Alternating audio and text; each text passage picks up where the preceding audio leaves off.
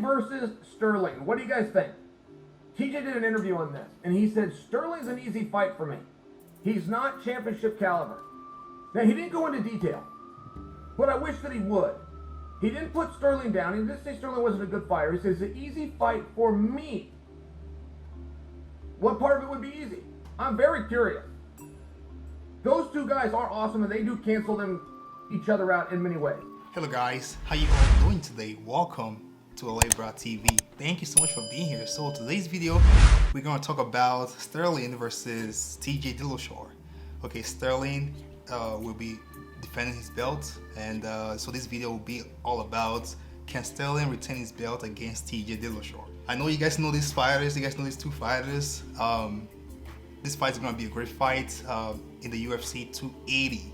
Okay, UFC 280 headlining Charles Oliveira versus Islam Makhachev will be a tremendous fight, and the co-main event is Sterling versus TJ Dillashaw. Okay, and we have a bantamweight fight, which I think a lot of people will like. Sean O'Malley versus Peter Yan. That will be a great fight as well. So, but today's video, I'm going to talk about Sterling retaining his belt. Is it possible Sterling retain his belt? Because we know TJ Dillashaw is a great fighter. He was a former champion, and in 2019 he fought Henry Cejudo. And what happened? USADA caught him using enhancing drugs, and he was suspended for 2 years. Now he's back to the bantamweight division to compete for the belt, and Sterling is a champion, right? So the bantamweight division is not really a very top division, right? Like that, we only have like few contenders here and there competing for the belt. We know Peter Yan is a great fighter. He fought Sterling the last time, and he defeated Sterling second time. The first time was a knee, right? That was a very big mistake from Peter Yan. He knee Sterling and he got disqualified, and Sterling is the champion. So a lot of people were, talking about the fight, saying that Sterling is not a real champion, that he needs to fight Peter Yan again. So they had a second fight. Guess what happened? Sterling, for some reason, Sterling came out from nowhere. He was striking well, he was doing well, he was doing incredible in the fight, and he got a win.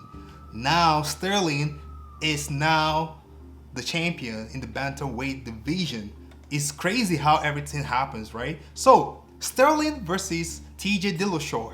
How do you guys think this fight is gonna go? Because TJ Dillashaw is a great fighter regardless of using PEDs. I know that Sterling is going out there, he's out there saying that TJ Dillashaw is still on PEDs, like, making claims that he's still using it, right? So I think he get cleared and he's good to go. He got suspended for 2 years, and he came back last year. He fought Sandhagen and he got a victory by decision, and he seems he's doing well, but he lost to Henry Cejudo in 2019, and that was a fight he lost, and he got suspended for 2 years. He came back in 2021 and he fought Corey, and now he's fighting for the belt. Okay, he's a great fighter. TJ Dillashaw, great fighter, but we don't really know how this fight is gonna play out. Okay, let's run through the stats here. Sterling is 33 years old, TJ Dillashaw is 36 years old. Height is about the same. Sterling's a little taller, 1.7 meters, and TJ Dillashaw is 1.68 meters. Weight, bantamweight, 61.2 kilogram, and the reach, Sterling got enormous reach advantage of 180.3 centimeters, and TJ Dillashaw got 170.2 centimeters, right? Sterling is known for his wrestling, while TJ Dillashaw is a wrestler, purple belt wrestler, purple belt jiu-jitsu, but he's well known for his striking. Okay, TJ Dillashaw here, his record says 21 matches, 17 wins, 4 losses. He got 8 knockouts. This is tremendous. 8 knockouts is so big in the UFC, it's incredible how he got that 8 knockouts. Submission is 3 and decision is 6, right? So he lost by knockout from 2 fighters. So, his record is good. He only lost 4 times in the UFC. Sterling is another great fighter. Hey, 21 wins, 3 losses, 2 knockouts, 8 submissions, 10 decisions. This is big. The submission and decisions are big. 10 decisions and 8 submission is really big. That shows you that Sterling loves wrestling. He loves to do the ground and pound thing. He loves to do the whatever on the floor. So he loves wrestling. This shows you how great of a wrestler he is. His record shows you he got 10 decisions and 8 submissions. His last 7 fights was all wins, and they all came in as a decision and as a submission. So that shows you that he loves it on the floor, right? And TJ Dillashaw doesn't really like it on the floor. He likes standing. You know, remember TJ Dillashaw against Cody was a great fight, right? They fought Cody twice. He got a TKO and a KO. You know, Cody, he's an aggressive fighter. He's an emotional fighter. The first fight, he came in aggressively, and, you know, he got a technical knockout. And, you know, people were saying that Cody's chin is not that good. He can't take punches. He's not that of a great fighter. You know, he fight emotionally, right? He got a victory, and that was the first time he got a win. He got a bantamweight title, okay? Until he got suspended in 2019.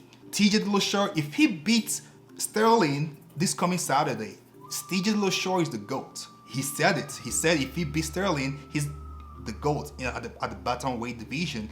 We know that Jose Aldo is a legend. He's a bantamweight legend. I know he moved up in weight here and there, featherweight, bantamweight, but he's a legend. He defended the belt like a couple times, and you know, I think if TJ Dillashaw do well against Sterling, he's up there, okay? Henry Cejudo, he's retired. He was a champion before. Like, he's a great wrestler. He knows everything about wrestling. You know, he came out saying that this fight is gonna be a tough fight for sure for Sterling. Sterling haven't defended the belt yet. This will be his first time defending the belt, or maybe it's the second time defending the belt, because the first time was Petr Yan's fault. He kneeled Sterling and he got disqualified, so Sterling was automatically the champion, right? So I'm not really sure how this fight is gonna go, but what do you guys think? Will TJ Dillashaw beat Sterling, or will Sterling retain his belt? It's very difficult to say, but hey, we know TJ Dillashaw. I'm not really sure where he is mentally right now. We know that if he's mentally prepared for Sterling, he will definitely beat Sterling, because beating Sterling, I think it's easy to beat Sterling, because TJ Dillashaw is a very, very good fighter. He has a better IQ than Sterling, to be honest. So I'm not really sure how this fight will play out, but if I'm putting my money into this fight, I think Sterling will retain his belt. TJ Dillashaw has been off for a couple years, for 2 years. You know, he came back, he got a decision in his fight last year against Corey, and I don't really think he's mentally prepared for Sterling. So I think Sterling will retain his belt. I think Petr Yan, you know, in the bantamweight division right now, I think Petr Yan is the guy on top right now. So Petr Yan and Sterling, who knows, in the future might go at each other again, right? Bantamweight division right now, you know, Sterling, the champ, Petr Yan first, TJ Dillashaw second, and Corey Sandhagen is fourth. So, and Rob Font is sixth. Bantamweight division is stacked right now. So I think Sterling will defeat TJ Dillashaw, and I think Petr Yan might defeat Sean O'Malley. Not really sure how that will play out, but I think he's gonna defeat Sean O'Malley, and we might see a trilogy between Petr Yan and Sean O'Malley. So guys, this is it, man. I don't really know what you guys think. How will this fight play out? Will Sterling retain his belt, or will TJ Dillashaw be the new champion in the bantamweight division? Thank you so much for watching. Hope you guys enjoyed this video. Please like, please subscribe to Aljamain TV. Thank you so much, and I'll see you guys later. Thanks. Peace.